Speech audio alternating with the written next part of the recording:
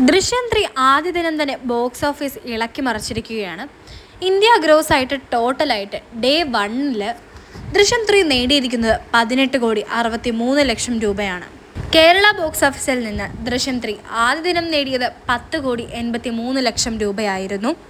Karnataka box ഓഫീസിൽ നിന്ന് നേടിയത് 2,94,00,000 രൂപയും ആന്ധ്രാപ്രദേശ് തെലങ്കാന ബോക്സ് ഓഫീസിൽ നിന്ന് 2,18,00,000 രൂപയുമാണ് ദൃശ്യം 3 നേടിയിരിക്കുന്നത്.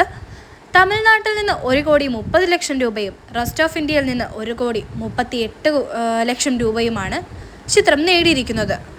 അങ്ങനെ ഇന്ത്യയിൽ നിന്ന് ടോട്ടലായിട്ട് 18,63,00,000 രൂപയിലേക്ക് എത്തിയിരിക്കുകയാണ് ദൃശ്യം 3.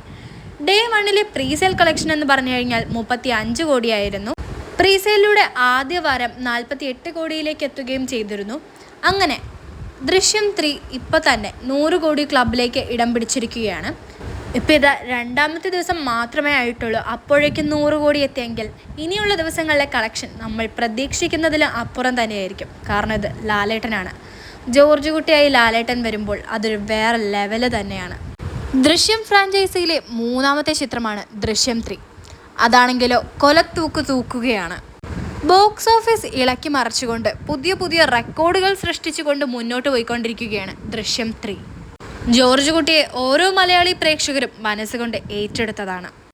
നിങ്ങൾ ആരൊക്കെയാണ് ദൃശ്യം 3 കാണാൻ പോയതെന്നുള്ള കാര്യങ്ങൾ കമൻസിലൂടെ പറയുക.